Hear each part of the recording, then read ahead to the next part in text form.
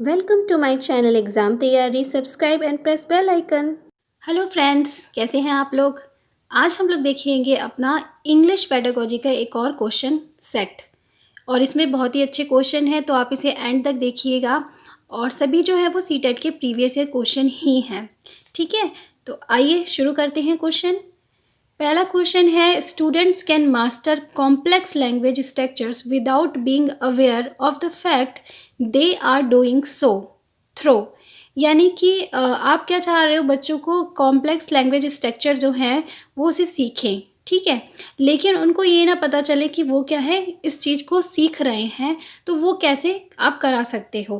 पहला ऑप्शन है regular simple grammar practice session. दूसरा है teachers avoiding the teacher of structure all together. Third है use of grammar games with a focus on relevant structures. और fourth है more speaking and listening practice with regular feedback. तो एक इनमें से कौन सा ऑप्शन होगा जिसके थ्रू अगर आप उसको चूज़ करोगे तो बच्चों को क्या है, आप कॉम्प्लेक्स स्ट्रक्चर सिखा भी दोगे और उनको ऐसा नहीं पता चलेगा कि वो क्या है, कुछ पढ़ रहे हैं या सीख रहे हैं। तो देखिए, पहला ऑप्शन कहता है रेगुलर सिंपल ग्रामर प्रैक्टिस आप कराओ, ठीक है। या ऑप्शन हम सेकंड की बात करें तो वहाँ बोल रहे कि avoid the teaching of structure all together, एक साथ स्ट्रक्चर को सिखाना अवॉइड करो। हमारा यहाँ पे ऑप्शन सी सही है कि हम क्या गेम के थ्रू बच्चों को सिखाएं ग्रामर, और उसमें हम हमारा जो गेम हो वो टोटली फोकस हो उन्हीं रिलेवेंट स्ट्रक्चर्स पे, उन्हीं कॉम्प्लेक्स स्ट्रक्चर्स पे जो हम उन्हें सिखाना चाह रहे हैं।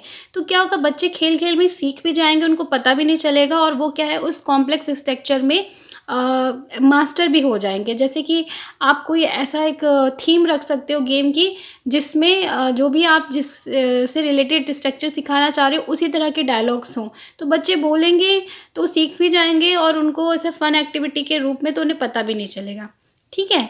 नेक्स्ट क्वेश्चन देखते हैं।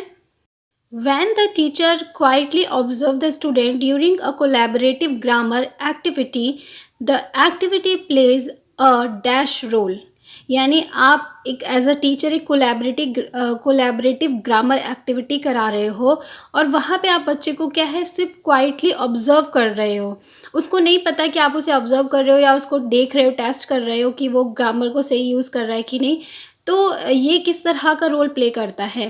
पहला है डायग्नोस्टिक, दूसरा है एवोल्यूटिव, तीसरा है इंटरैक्टिव, या चौथा है रिकॉर्ड कीपिंग। तो यहाँ पे क्या है कर रहे हो, आप बच्चे को ऑब्जर्व कर रहे हो, वो भी क्वाइटली। उसको नहीं मालूम है कि आप उसकी नॉलेज को चेक कर रहे हो, उसकी मिस्टेक्स को चेक कर रहे हो, या उसको कहीं प्रॉब्लम है उस चीज़ों को देख रहे हो आप। तो यहाँ पे हम क्या कर रहे हैं, हम डायग्नोस्टिक टेस्ट कर रहे हैं।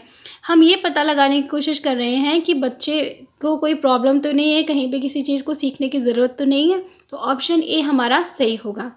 नेक्स्ट क्वेश्चन है, combining of movement abilities with academics such as speaking a language is refer to as. यानी आप क्या कर रहे हो, एकेडमिक जो भी उसकी एक्टिविटीज़ है उसके साथ एक मूवमेंट एक्टिविटी भी कंबाइन कर रहे हो, जैसे कि स्पीकिंग अ लैंग्वेज। तो ये क्या कहलाएगा।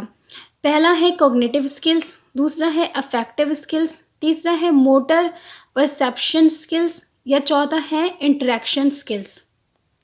तो यहाँ पे हमारा जो सही आंसर है वो है सी, मोटर परसेप्शन स्किल, क्योंकि आप एक मूवमेंट एबिलिटी को कंबाइन कर रहे हो एकेडमिक एबिलिटी से या एकेडमिक प्रोसेस से। तो यहाँ पे वो क्या मोटर से रिलेटेड है उसके, ठीक है। तो ये सी हमारा सही आंसर होगा। नेक्स्ट क्वेश्चन है, what are some of the feature of a good listening task. यानी एक अच्छे लिसनिंग टास्क का क्या फीचर होता है। ऑप्शन फर्स्ट है simple and easily completed in a large class, यानी सिंपल सा हो और आसानी से लार्ज क्लास में हो जाए। B gives clues and support completion of the task, यानी कि टास्क में क्या है, क्लूज और सपोर्ट दे। C inexpensive to administer for a large number of students, यानी बहुत बड़ी से नंबर है बच्चों का, बहुत बड़ी संख्या में बच्चे हैं तो उनको एडमिनिस्ट्रेट करने के लिए ज़्यादा महंगा ना पड़े।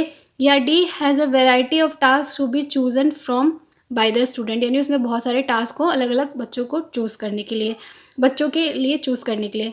तो यहाँ पे जो हमारा सही आंसर होगा वो होगा option number B, gives clue and support completion of the task. यानी कि बच्चे को टास्क कंप्लीट कर सके, वो उसमें क्या है थोड़ा बहुत क्लू और सपोर्ट करे, तो वो एक अच्छा लिसनिंग टास्क होगा।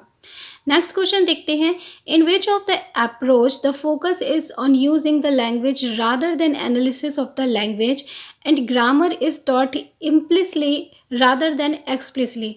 यानी कि वो कौन सी अप्रोच है जिसमें हम फोकस करते हैं बच्चे की जो लैंग्वेज है उसको यूज़ करना सीखे, ना कि हम बच्चे की एनालिसिस करते हैं कि कितनी लैंग्वेज को वो सही तरीके से बोल रहा है, कितना वो गलत बोल रहा है। इसके साथ साथ ग्रामर जो होती है वो कैसे सिखाई जाती है, इम्प्लिसली सिखाई जाती है, यानी अस्पष्ट रूप से सिखाई जाती है, उतना उस पर बिल्कुल फोकस नहीं दिया जाता है स्ट्रिक्टली कि आप बिल्कुल ग्रामर रूल को फॉलो करो, रादर देन एक्सप्लिसली, यानी बिल्कुल स्ट्रिक्ट रूल के साथ फॉलो करने के लिए नहीं बोला जाता। तो वो कौन सी अप्रोच है? ऑप्शन ए है डायरेक्ट अप्रोच, बी है कम्युनिकेटिव अप्रोच, सी है ग्रामर ट्रांसलेशन मेथड, या डी है स्ट्रक्चरल अप्रोच। तो यहाँ पे हमारा सही आंसर है B, communicative approach. Communicative approach क्या है? जिसमें हम बच्चों को आज़ादी देते हैं कि आप उन्हें बोलो, कम्युनिकेशन के थ्रू उस लैंग्वेज को सीखो। तो वहाँ हमारा फोकस होता है कि बच्चा उस लैंग्वेज को सीखे, ना हमारा फोकस ये नहीं होता कि हम उस बच्चे को की लैंग्वेज को एनालिसिस करें, क्विक उसको रिस्पॉन्स दें कि आपने ये गलत बोला, या ग्रामेटिकली उसको बार बार करेक्ट करें। हम उसको बोलने की आज़ादी देते हैं कि आप बोलो बस। तो हमारा कम्युनिकेटिव अप्रोच जो है इसका सही आंसर होगा। नेक्स्ट क्वेश्चन है, dash is the particular way a learner prefer to learn a second or foreign language. यानी इनमें से कौन सा वे या स्टाइल है जिसके द्वारा क्या है जो भी लर्नर है वो अपनी सेकेंड लैंग्वेज को सीखता है या किसी फॉरेन लैंग्वेज को सीखता है। पहला ऑप्शन है कॉग्निटिव स्टाइल, दूसरा है कॉग्निटिव प्रोसेस, तीसरा है बिहेवियरिस्ट अप्रोच, या चौथा है लिटरल अप्रोच। तो यहाँ जो हमारा सही आंसर है वो ऑप्शन ए है, कॉग्निटिव स्टाइल। कॉग्निटिव स्टाइल क्या है? एक थिंकिंग स्टाइल होता है। कॉग्निटिव क्या है? हमारे संज्ञान यानी हमारे ज्ञान से जुड़ा हुआ है, हमारी सोच से जुड़ा हुआ है। तो कॉग्निटिव स्टाइल में क्या है कि हम जो भी पर्टिकुलर हमारी सेकेंड लैंग्वेज है या हमारी फॉरेन लैंग्वेज है उसको हम सीखते हैं अपनी थिंकिंग प्रोसेस के थ्रू। जैसे हमने अपनी नॉर्मल हमने नेटिव लैंग्वेज को सीखा है, ठीक है, तो ये बहुत अच्छा तरीका होता है एक सेकेंड लैंग्वेज को सीखने का। तो ऑप्शन ए जो है वो हमारा सही है। नेक्स्ट क्वेश्चन देखते हैं, the question how will I achieve my teacher goals. यानी एक टीचर है जो कि ये क्वेश्चन रखती है कि how will I achieve my teaching goals, यानी मैं अपनी टीचिंग गोल्स को कैसे अचीव करूँ।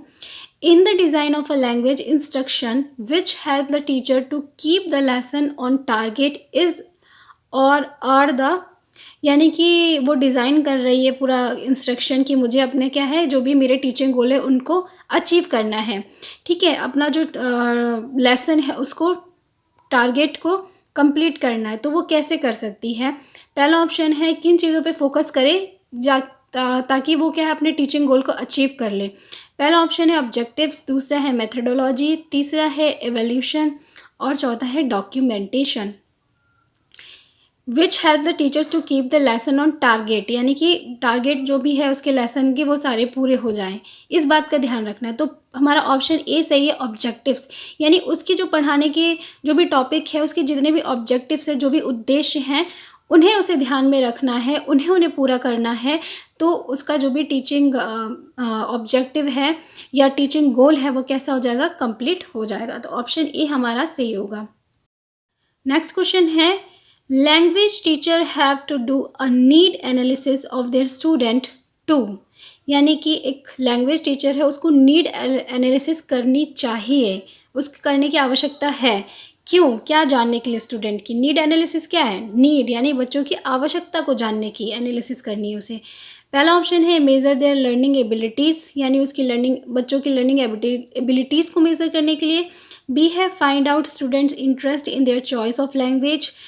C. Compare the achievement levels among the students, या D. Evaluate their existing competence।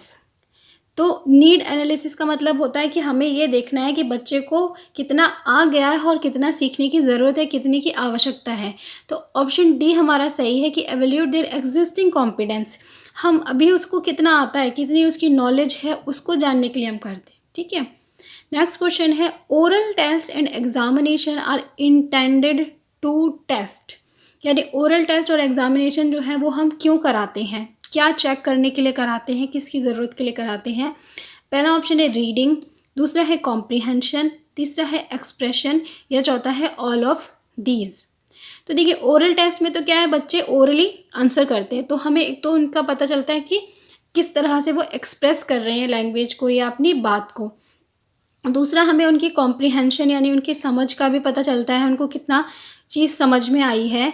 और इसके अलावा रीडिंग का भी जो है हम चेक करते हैं। तो हमारा ऑप्शन डी जो है कि ऑल ऑफ दीज बिल्कुल सही है कि हम एग्जामिनेशन ऑरल टेस्ट से दोनों चीज़ें करते हैं। नेक्स्ट क्वेश्चन है, to cover all course in minimum time which type of question should be asked. यानी आप क्या चाह रहे हो कि जितना भी जो कोर्स है आप मिनिमम टाइम में उसको कवर कर लो, सब कुछ चेक कर लो कि बच्चों ने कितना सीखा है उस पूरे ओवरऑल कोर्स में। तो उसके लिए सबसे अच्छा कौन सा टाइप के क्वेश्चन होंगे। पहला है शॉर्ट आंसर, दूसरा है ऑब्जेक्टिव टाइप, थर्ड है एसे टाइप, या फोर्थ है ऑल ऑफ दीज। तो सबसे अच्छा जो तरीका होता है और जो ज़्यादातर यूज़ भी किया जाता है वो है हमारा option B, objective type. Objective type एक ऐसा तरीका जिसमें आप कितना भी वास्ट सिलेबस है उसको ईजिली एवल्यूट कर सकते हो, एसेस कर सकते हो कि बच्चे ने कितना इस पूरे ओवरऑल जो सिलेबस है उसमें सीखा है। तो ऑप्शन बी हमारा सही है। नेक्स्ट क्वेश्चन है, a language has to be, यानी एक लैंग्वेज है उसे कैसा होना चाहिए। ऑप्शन ए फोनेटिकली करेक्ट होना चाहिए, बी ग्रामेटिकली करेक्ट होना चाहिए, सी अल्फ़ाबेटिकली करेक्ट होना चाहिए, या डी सिस्टमेटिकली करेक्ट होना चाहिए। तो कोई भी जो लैंग्वेज है उसको किस तरह से करेक्ट होना चाहिए वो आपको बताना है। फोनेटिकली का मतलब होता है कि वो जो बोली जा रही है वो बिल्कुल सही तरीके से हो, ग्रामेटिकली ग्रामर के रूप में बिल्कुल सही हो, सिस्टमेटिकली यानी जितना भी लैंग्वेज के जो सभी चीज़ें होती हैं वो कैसी है, बिल्कुल सही होनी चाहिए, सिस्टमेटिक होनी चाहिए। तो इसका जो सही आंसर है वो है हमारा option number B, grammatically correct, यानी कि जो लैंग्वेज है उसकी ग्रामर बिल्कुल सही होनी चाहिए, गलत नहीं होनी चाहिए। ठीक है, हर एक लैंग्वेज की अपनी एक व्याकरण होता है जो बहुत इंपॉर्टेंट है। नेक्स्ट क्वेश्चन है, flash cards are useful type of, यानी फ्लैश कार्ड जो होते हैं वो किसके लिए यूज़फुल होते हैं। पहला है ऑडियो विजुअल एड्स, दूसरा है ऑडियो एड्स, तीसरा है विजुअल एड्स, और चौथा है नन ऑफ दीज। तो फ्लैश कार्ड क्या होते हैं कि छोटे छोटे से कार्ड्स होते हैं और ये हम लोग छोटे बच्चों के लिए यूज़ करते हैं। उन पे पिक्चर्स बनी हो सकती हैं, ABCD लिखी हो सकती है, जो भी आप पढ़ाना चाहते हो सिखाना चाहते हो वो उसमें होता है। तो बेसिकली ये क्या होते हैं, विजुअल एड्स होते हैं जिसको देख के बच्चे जो है वो सीखते हैं। तो छोटे बच्चे होते हैं उनको फ्लैश कार्ड से की हेल्प से लैंग्वेज को सिखाया जाता है, और बहुत या हम मैथ भी सिखा सकते हैं, अदर सब्जेक्ट्स भी सिखा सकते हैं, बहुत हेल्पफुल होता है। ठीक है, तो हमारा सी आंसर सही है। तो ये थे आज के question, I think total 12 question थे और अच्छे क्वेश्चन थे, आप लोग को भी अच्छे लगे होंगे। मुझे बताइएगा कैसे लगे, वीडियो को लाइक कीजिएगा। मिलती हूँ आपसे नेक्स्ट वीडियो में, तब तक के लिए बाय बाय।